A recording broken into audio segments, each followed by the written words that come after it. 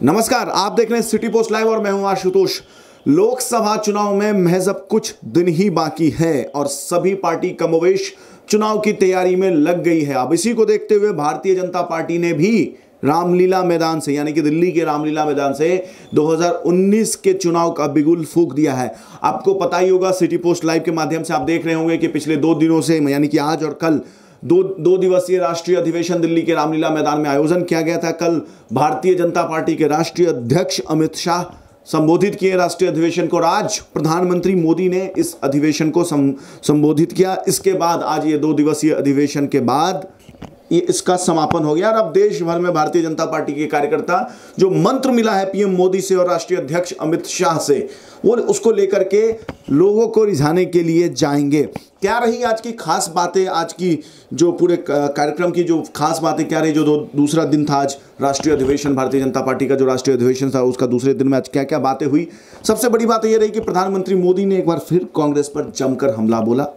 अक्सर बोलते रहते हैं, कोई नई बात नहीं है, लेकिन आज उनका अंदाज भी कुछ बदला सा था, कुछ ज़्यादा ही आक्रामक थे। वो उन्होंने आरोप लगाया कि ये संविधान की और सल्तनत की लड़ाई है, यानी कि संविधान मतलब उन्होंने कहा कि मैं इस देश को बाबा साहब अंबेडकर के संविधान के हिसाब से चलाना चाहता हूं, लेकिन विपक्ष सल्तनत की लड़ाई लड़ रही है। वहीं दूसरी बड़ी खबर यह है कि उत्तर प्रदेश में बहन जी, भारतीय राजनीति की बहन जी यानी कि मायावती और अखिलेश यादव, बुआ और बबुआ का गठबंधन हो गया। कांग्रेस को सिर्फ 2 सीटें मिला है। इसको लेकर के भी आज भारतीय जनता पार्टी के राष्ट्रीय अध्यक्ष अमित शाह ने निशाना साधा। उन्होंने कहा कि एसपी और बीएसपी ने कांग्रेस को असली औकात दिखा दी। इसके साथ साथ क्या कहा अमित शाह ने, आज दूसरे दिन पीएम मोदी के भाषण से पहले वो अपने कार्यकर्ताओं को संबोधित करने आए थे, वो हम दिखाते हैं आपको। 19 का चुनाव देश के विकास, देश की सुरक्षा, देश के गौरव का चुनाव है। इसलिए भाजपा और भारत दोनों के लिए चुनाव बहुत जरूरी है। हमने चुनाव में विजय प्राप्त करनी ही है। मित्रों, लोकतंत्र के अंदर लोक संपर्क और लोक संग्रह, ये दोनों चीजों का किसी भी लोकतांत्रिक राजनीतिक दल के लिए बहुत महत्व है। ये सारे कार्यक्रम हमने ये दोनों मंत्र को समाहित कर बनाए हैं और 1950 से जो एक राजनीतिक विचारधारा लेकर हम निकले हैं, सांस्कृतिक राष्ट्रवाद की, अंत्योदय की, हमारी भारतीय जनता पार्टी की विचारधारा को लेकर निकले हैं, उसके एक लंबे समय तक विस्तृत करने के लिए और लंबे समय तक लोगों के बीच में इसको यश दिलाने के लिए चुनाव है। और जो हमारा लक्ष्य है, दुनिया में सबसे ज्यादा गौरवशाली और समृद्ध देश बनाने का, वो लक्ष्य की पूर्ति के लिए भी मोदी जी के नेतृत्व में 19 का चुनाव जीतना बहुत जरूरी है। और गठबंधन, सत्ता का और स्वार्थ का जो गठबंधन हुआ है, मैं तो उसको मानता हूं कि कई बार ईश्वर कई चीजें अच्छे के लिए ही करता है। एक बार तो ये मुकाबला होना ही था, तो मोदी जी के नेतृत्व में, लोकप्रिय नेतृत्व में क्यों न कर दे। जितने को इकट्ठा होना है उतने इकट्ठा हो जाए। भारतीय जनता पार्टी का कार्यकर्ता 50% की लड़ाई लड़ने के लिए तैयार रहे। मोदी जी के नेतृत्व में 50% की लड़ाई लड़कर एक विजय प्राप्त करने के लिए हम तैयार हैं। हमारे साथ एनडीए के 35 साथियों का एक बहुत बड़ा कुनबा, उनका भी समर्थन मोदी जी के साथ चट्टान की तरह देश भर में छोटी छोटी पार्टियों ने भारतीय जनता पार्टी का साथ देने का निर्णय किया है। दूर सुदूर नॉर्थ ईस्ट के अंदर कोई जनजाति की छोटी सी पार्टी आज हमारे साथ मोदी जी को देखकर आशा के साथ जुड़ी है। हमने इस सबको एकत्रित किया है और ये सब मोदी जी के नेतृत्व में देश के विकास के अंदर, यज्ञ के अंदर अपनी संविधा देने के लिए तैयार बैठे हैं। मैं आप सबका आह्वान करना चाहता हूं मित्रों कि आप सब यहां से जाने के बाद भारतीय जनता पार्टी के कार्यकर्ता के लिए और कोई काम नहीं है। एक ही मंत्र है, 2019 के चुनाव में फिर से एक बार मोदी जी को प्रधानमंत्री बनाना, भारतीय जनता पार्टी को विजयी बनाना। तो देखा आपने कि किस तरीके से अमित शाह ने क्या कहा अपने कार्यकर्ताओं से। इसके साथ साथ पिछली बार जो 2014 का चुनाव हुआ था, आपको याद होगा, उसका चाय पर चर्चाएं चलाई गई थी। इसके साथ साथ कई तरह के ऐसे जन समर्थन जुटाने के लिए भारतीय जनता पार्टी और उनके कार्यकर्ता ने ऐसा अभियान चलाया था। इस बार भी कुछ इस तरीके का अभियान चलाया जाएगा, जैसे कि प्रधानमंत्री मोदी ने खुद ये नारा दिया कि मेरा बूथ सबसे मजबूत। इसके साथ साथ कमल दीपावली का आयोजन किया जाएगा। ऐसे कई सारी योजनाएं होगी। प्रधानमंत्री मोदी ने किस तरीके से कांग्रेस पर और तमाम विपक्षी दलों पर आरोप लगाया, किस तरीके से निशाना साधा, वो हम आपको दिखाते हैं। देश के साथ कांग्रेस ने जो गंभीर विश्वासघात किया, उसे बार बार, और मैं आपसे आग्रह करता हूं, उसे बार बार कहा जाना, बताया जाना आवश्यक है। भाई और बहनों, आजादी से लेकर साल 2008 तक यानी 60 साल में बैंकों ने 18 लाख करोड़ रुपए का लोन दिया था। ये याद रखना आप।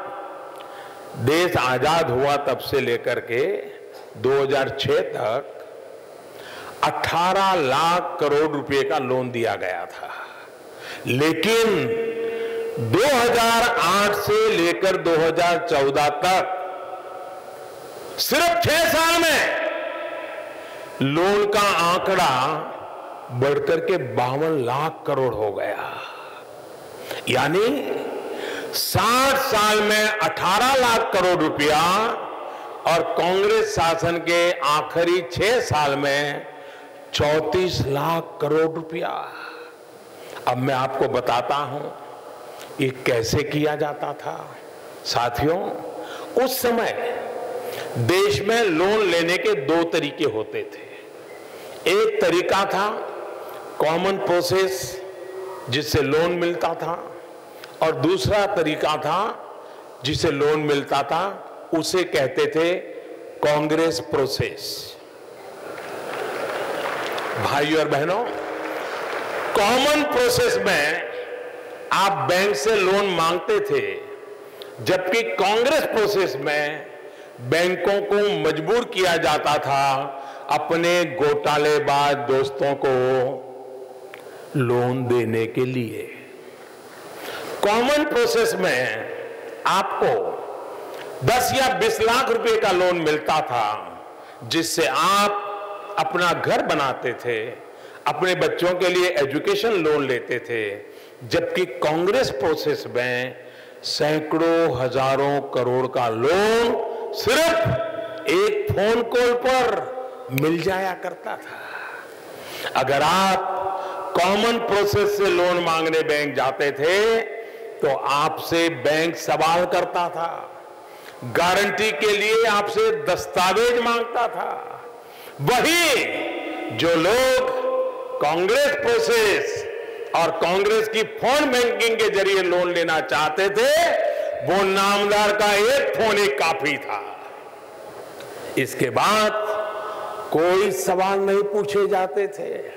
इतना ही नहीं, अगर आपने कॉमन प्रोसेस से लोन लिया है तो आपको हर हाल में लोन चुकाना ही पड़ता था। लेकिन अगर आपने कांग्रेस प्रोसेस से लोन लिया है तो आपको एक लोन चुकाने के लिए दूसरा लोन मिलता था, और दूसरे को चुकाने के लिए तीसरा लोन मिल जाता था, और अंत में सारा पैसा हजम कर जाने की भी छूट थी। साथियों, इस पूरे तंत्र का नुकसान क्या हुआ पता है? उन बैंकों में जहां हमारे गरीब, नौकरी पेशा, किसान और मध्यम वर्ग के लोगों का पैसा जमा होता है, उन्हें बदहाल, बेहाल और कंगाल होने की स्थिति में पहुंचा दिया गया था। यह निश्चित तौर पर ही बहुत ही भयावह स्थिति थी। और अगर 2014 में मैंने इस राज को खोल दिया होता तो अंदाजा लगाइए देश की अर्थव्यवस्था का क्या हुआ होता। बिना कोहराम मचाए हमने धीरे धीरे इस स्थिति को बदला। हमने कांग्रेस प्रोसेस वाली बैंक की व्यवस्था पर लगाम लगाई और उसका नतीजा हुआ कि जिन बैंकों से लगातार हजारों करोड़ रुपए जा रहे थे, अब बैंकों में हजारों करोड़ रुपए वापस आ रहे हैं।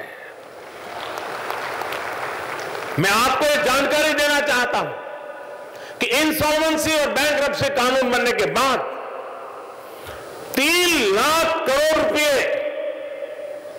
बैंकों और देनदारों का वापस आ चुका है। 3 लाख करोड़ छोटा आंकड़ा नहीं है जी। अगर पहले की सरकार रहती तो ये भी लूट लिया गया होता। और हम अभी रुके नहीं हैं, ये प्रक्रिया निरंतर चल रही है। देश के इतिहास में पहली बार हथियार सौदे में भ्रष्टाचार के आरोपी एक बिचौलिए को विदेश से पकड़ करके भारत लाया गया है। वरना विदेशी बिचौलियों के लिए तो पहले जहाज तैयार रहते थे उन्हें देश से बाहर भेजने के लिए। साथियों, इस राजदार से जांच एजेंसियां तो कानूनी दायरे में पूछताछ कर रही है, लेकिन मीडिया में भी रोज सनसनीखेज खुलासे हो रहे हैं। हाल में जो खुलासा हुआ है उससे स्पष्ट है कि सिर्फ हेलीकॉप्टर घोटाले की नहीं बल्कि लड़ाकू विमान वाली डील में भी खेल हुआ था। अब धीरे धीरे परतें खुल रही है। मीडिया रिपोर्ट बताती है कि आज कांग्रेस के नेता इसलिए शोर कर रहे हैं, बिचौलिए के बचाव के लिए इसलिए वकील पहुंच जाते हैं, भेजे जा रहे हैं। अखबारों में आ रहा है कि पहले की सरकार के समय लड़ाकू विमानों की डील इसलिए रुक गई थी क्योंकि यही बिचौलिया दूसरी कंपनी के हवाई जहाज के लिए माहौल बना रहा था। भाइयों और बहनों, इनकी पोल खुल रही है तो ये गाली गलौज पर उतर आए हैं। अपने इकोसिस्टम की मदद से साजिशों पर उतर आए हैं। ये चाहे जितना गाली दें, झूठ बोले, चौकीदार रुकने वाला नहीं। तो देखा आपने कि किस तरीके से पीएम मोदी एक तरीके से चुनावी मूड में आ गए हैं। लगातार वो कांग्रेस पर, तमाम विपक्षी दलों पर आक्रमण कर रहे हैं। इसके साथ साथ उनके पार्टी के नेताओं को प्रधानमंत्री मोदी से क्या सीख मिली, उनकी पार्टी के बिहार के नेताओं ने क्या क्या कहा, ये भी हम आपको दिखाएंगे। मैंने बात किया हुकुमदेव नारायण यादव से, और क्या कहना, क्योंकि हुकुमदेव नारायण यादव संसद में एक सांसद के तौर पे बहुत ही मुखर होकर बोलते हैं। कई बार उन्होंने कांग्रेस को घेरा है, पार्लियामेंट के अंदर भी मधुबनी से सांसद हैं, लेकिन वो इस बार चुनाव नहीं लड़ रहे हैं। उनका क्या कहना है हम आपको दिखाते हैं। अधिवेशन चला था 2 दिन का, प्रधानमंत्री मोदी ने भाषण दिया, आप भी बहुत शानदार भाषण दिए थे लोकसभा में। क्या लेकर जा रहे हैं, और आप तो चुनाव लड़ेंगे नहीं 2019 का, तो कैसे जिताएंगे मधुबनी लोकसभा सीट? का है इतने कार्यकर्ता आए थे 10, 15, 20 हजार, ये सभी चुनाव लड़ेंगे क्या? आखिर वो सभी तो पार्टी के लिए जान प्राण लगाएंगे। तो जैसे ये 20,000 का 8-9 करोड़ भाजपा के कार्यकर्ता चुनाव के मैदान में लड़ेंगे, उसी तरह मैं भी उनके साथ भाजपा के लिए लड़ूंगा। महागठबंधन बिहार में और विशेष तौर पर मिथिलांचल क्षेत्र में एक मजबूत चुनौती बन रही है आपकी पार्टी के लिए, आपके सहयोगियों के लिए। कोई मजबूत चुनौती नहीं है। ये लड़े थे हमसे, 2014 में भी लड़े थे, उनको अपनी हैसियत का पता है, इसीलिए कोई चिंता की बात, घबराने की बात नहीं है। न एनडीए में कोई घबराहट है। अखिलेश यादव और मायावती का गठबंधन हो गया है, कितनी चुनौती बढ़ेगी उत्तर प्रदेश में? कुछ चुनौती नहीं बढ़ेगी। 2 लंगड़ा आदमी एक साथ जुड़ जाए तो पूरा नहीं बन सकता है। 2 अंधा, एक आँख का काना एक साथ मिल जाए तो पूरा आँख वाला नहीं बन जाएगा। इसीलिए ये गठबंधन लंगड़ों का है, कान्हों का है। दूध में नींबू को मिला दीजिए तो वो बढ़ता नहीं है बल्कि घटता है और फटता है। गिरिराज सिंह का क्या कहना है, ये सुनिए। आज ये गठबंधन हुआ, लेकिन देश इसे देख रहा है कि आखिर ये किसका साथ दे। और कांग्रेस के लिए तो डूब मरने की बराबर है। 2 सीट छोड़ करके उन्हें तो तुरंत उसको सिलेंडर कर देना चाहिए। उन्होंने साफ कहा कि कौन सा नेता चुनना है, कौन सा प्रधान सेवक चुनना है, और उन्होंने पूरे एक्सप्लेन करके कहा जो बिचौलियों को बचाए वो, जो बिचौलियों को पकड़े वो। तो देखा आपने कि क्या कहना था गिरिराज सिंह का। लेकिन अगर बिहार की राजनीति की बात हो और खासकर बिहार भाजपा की राजनीति की बात हो और गिरिराज सिंह का जिक्र ना हो तो बिहार भाजपा की राजनीति अधूरी रहती है। तो जाहिर सी बात है कि तमाम इस अधिवेशन के बाद तमाम जो नेता हैं, चाहे वो राष्ट्रीय नेता हो, चाहे वो राज्य स्तर के नेता हो या बूथ लेवल का कार्यकर्ता हो, लगभग सबको प्रधानमंत्री मोदी ने एक चुनावी मंत्र दिया है, अमित शाह ने एक चुनावी मंत्र दिया है। अब ये मंत्र कितना कारगर साबित होता है, इसको भारतीय जनता पार्टी के कार्यकर्ता किस हद तक जनता तक पहुंचा पाते हैं, कितना जन समर्थन जुटा पाते हैं अपने नेता के लिए, और 2019 में कितना क्या परफॉर्मेंस रहेगा भारतीय जनता पार्टी का, इस पर निर्भर करता है। अब ये तो 2019 का चुनाव परिणाम ही बता पाएगा कि प्रधानमंत्री मोदी से देश की जनता कितनी खुश है या भारतीय जनता पार्टी के कार्यकर्ता पर प्रधानमंत्री मोदी की बातों का कितना असर हुआ। ये सारी की सारी बातें अब एक चीज पर निर्भर होगी, वो है 2019 का आम चुनाव, उसका चुनाव का परिणाम। तो आगे राजनीति से संबंधित कोई भी अपडेट हम तक पहुंचता है तो हम सबसे पहले आप तक पहुंचाएंगे। तब तक के लिए आप देखते रहिए, पढ़ते रहिए सिटी पोस्ट लाइव। और अगर आपने हमारे चैनल को सब्सक्राइब नहीं किया है तो हमारे चैनल को सब्सक्राइब अवश्य करें।